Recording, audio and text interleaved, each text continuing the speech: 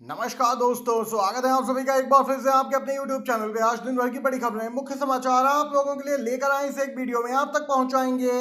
देश दुनिया की हर ताजा बड़ी खबर, बिग ब्रेकिंग न्यूज इसी एक वीडियो के माध्यम से। तो दोस्तों, लोकसभा चुनाव 2024 में बीजेपी को मिली करारी हार, नहीं पाया बहुमत, अब यहाँ पे नहीं बना पाएगी सरकार। इंडिया गठबंधन आगे निकलता दिख रहा है। जी हाँ, यहाँ पे गणित का जोड़ तोड़ कामयाब होता दिख रहा है। आपको बताते चले, इंडिया गठबंधन केंद्र में सरकार बनाने का जल्द पेश करेगा दावा।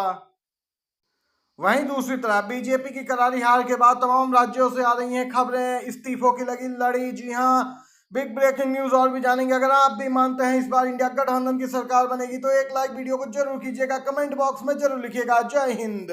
पहली बड़ी खबर आप सभी को बताते चले, इस समय की बिग ब्रेकिंग न्यूज। एनडीए की बैठक में भले ही पहुंचे हों चंद्रबाबू नायडू और नीतीश कुमार, लेकिन एनडीए में स्पीकर के पद पर पेंच। सूत्रों के हवाले से बड़ी खबर, टीडीपी जेडीयू ने की स्पीकर पद की मांग। वहीं बीजेपी स्पीकर पद अपने पास रखना चाहती है। बताते चलें, जेडीयू टीडीपी यहां पे दबाव बनाने की पूरी कोशिश कर रहे हैं। 1998 में टीडीपी के पास था स्पीकर का पद, देख सकते हैं, ये ताजा बड़ी खबर निकल के आई।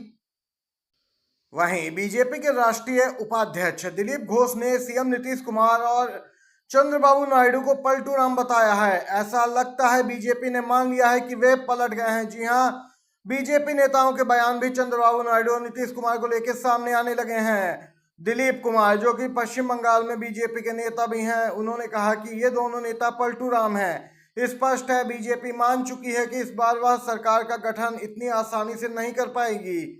तो दूसरी तरफ आपको बताते चलें, अभी अभी ताजा बड़ी खबर निकल के आई है। दिल्ली में इंडिया गठबंधन की बैठक जो समाप्त हुई बीते दिन, उसमें कई बड़े फैसले लिए गए। यहाँ पे प्रेस कॉन्फ्रेंस में कहा गया कि चुनाव का जनादेश मोदी के खिलाफ है, बीजेपी की घृणा के खिलाफ वोटिंग हुई और वो जनादेश को नकारने की कोशिश करेंगे। जिन्हें संविधान पर भरोसा था वो साथ आए, सही समय पर सही कदम उठाएंगे। इंडिया गठबंधन सरकार बनाने की फिलहाल कोशिश अभी नहीं कर रहा। भारत ने फिलहाल विपक्ष में बैठने और फांसीवादी भाजपा सरकार पर नजर रखने का बड़ा निर्णय लिया।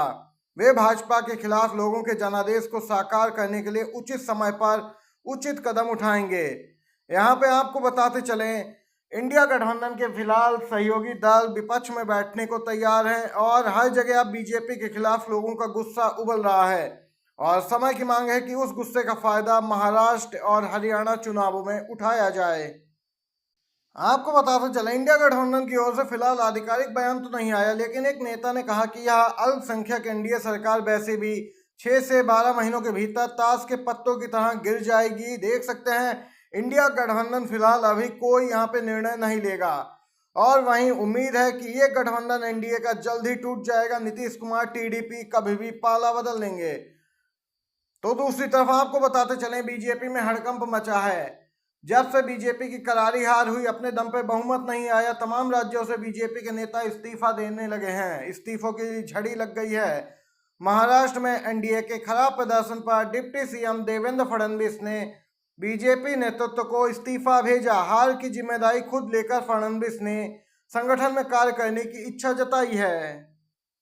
वहीं खबर निकल के आ रही है कि उत्तर प्रदेश में भी यहाँ पे इस्तीफे जल्द होने वाले हैं। खास तौर पे यहाँ पे कई बड़े नेताओं पे गाज गिरेगी। जी हाँ, उत्तर प्रदेश में बीजेपी को इतने खराब प्रदर्शन की उम्मीद नहीं थी, खासकर अयोध्या जैसे सीटों पर, जहाँ पे फैजाबाद की सीट बीजेपी हार गई। अयोध्या में हाल ही में राम मंदिर का यहाँ पे उद्घाटन हुआ था और फिर भी बीजेपी को मुंह की खानी पड़ी है। स्पष्ट है, लोगों में आक्रोश था बीजेपी के प्रति, वह वोटों के जरिए उन्होंने नजर आया है और यहाँ पे समाजवादी पार्टी फैजाबाद से जीती है। तो दूसरी तरफ अब यहाँ पे कई इस्तीफे उत्तर प्रदेश में भी देखने को मिलेंगे। वहीं दिल्ली हवाई अड्डे पे यहाँ पे चंद्रबाबू नायडू से मुलाकात की है तमिलनाडु के सीएम एम.के. स्टालिन ने। जी हाँ, उन्होंने कहा कि मैंने उन्हें अपनी शुभकामनाएं दी और आशा व्यक्त की कि हम तमिलनाडु और आंध्र प्रदेश के भाईचारे वाले राज्यों के बीच संबंधों को मजबूत करने के लिए सहयोग करेंगे। सीएम स्टालिन ने कहा, मुझे विश्वास है कि वह केंद्र सरकार में दक्षिणी राज्यों की वकालत करने और हमारे अधिकारों की रक्षा करने में महत्वपूर्ण भूमिका निभाएंगे।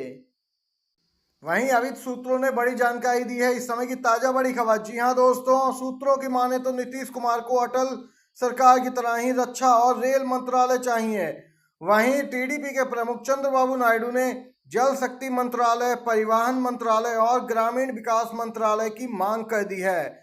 लेकिन क्या यह सब मांगे बीजेपी पूरा कर पाएगी? क्योंकि बीजेपी में काफी असंतोष है। बीजेपी नेताओं में यहाँ पे बगावत हो जाएगी अगर इस प्रकार के बड़े मंत्रालय इन दो सहयोगी दलों को दिए जाते हैं, और ये दोनों दल इससे कम पर राजी नहीं होने वाले। इसके साथ ही दोस्तों बताते चलें, अन्य सहयोगी दल भी हैं जो बड़े मंत्रालय मांग रहे हैं, जिसमें गृह मंत्रालय, वित्त मंत्रालय और ऊर्जा मंत्रालय यहाँ पे शामिल है। पार्टी के भीतर यहाँ पे लगातार प्रधानमंत्री पद के लिए भी लॉबिंग हो रही है।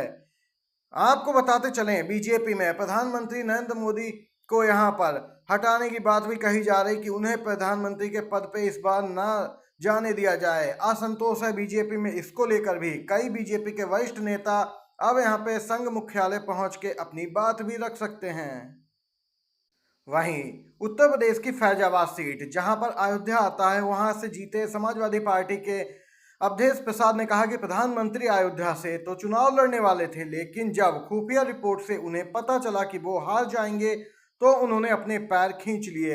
अवधेश प्रसाद फैजाबाद से जबरदस्त वोटों से जीते हैं और अयोध्या में बीजेपी को मुंह की खानी पड़ी है। वहीं इसी के साथ एक बड़ी खबर बताते चले, सुब्रमण्यम स्वामी बीजेपी के नेता लगातार मोदी को घेरने में लगे हैं। पूर्व प्रधानमंत्री को घेरने के लिए सुब्रमण्यम स्वामी लगातार नए बयान जारी कर रहे हैं। उन्होंने कहा कि इतनी कम सीटें आने पर भी कोई भी स्वाभिमानी नेता इस्तीफा दे देगा, बाहर किए जाने का इंतजार नहीं करेगा। ये यहाँ पे सुब्रमण्यम स्वामी ने स्पष्ट संकेत दिए हैं कि आरएसएस के मन में कुछ और ही चल रहा है, संघ मुख्यालय में और ही गणित लगाया जा रहा है। सुब्रमण्यम स्वामी ने स्पष्ट किया है कि और कोई नेता अगर होता स्वाभिमानी तो इस्तीफा दे देता, बाहर चला जाता, जबरदस्ती उसे बाहर किया जाए ऐसा इंतजार नहीं करता। ये सुब्रमण्यम स्वामी का बयान है। इसी बीच महाराष्ट्र के पूर्व सीएम उद्धव ठाकरे ने यहाँ पे बड़ी बात कही, बोले जितने लोग भाजपा से त्रस्त हैं वो सारे लोग इंडिया गठबंधन के साथ आएंगे, सारे देशभक्त हमारे साथ आएंगे। चंद्रबाबू नायडू को बहुत परेशान किया गया है, वो भी हमारे साथ आएंगे। उद्धव ठाकरे ने ये यहाँ पे बड़ी बात कही है।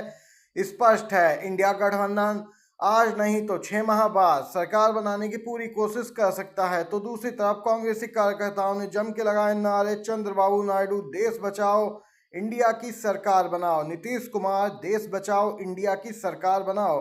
जी हाँ, इस प्रकार के नारे भी सुनने में आ रहे हैं लगातार। और बीजेपी में वैसे भी बैठकों का दौर जारी है। जो मंत्रालय मांगे टीडीपी जेडीयू ने, उन पे बात फिलहाल अभी तो बनती नहीं दिख रही। देख सकते हैं ये सभी बड़ी खबरें, बिग ब्रेकिंग अपडेट अभी तक की थी जो आप तक पहुंचाई इस एक वीडियो में। आपको वीडियो पसंद आया हो तो लाइक कीजिएगा, शेयर कीजिएगा। वीडियो देखने के लिए आप सभी दोस्तों का धन्यवाद।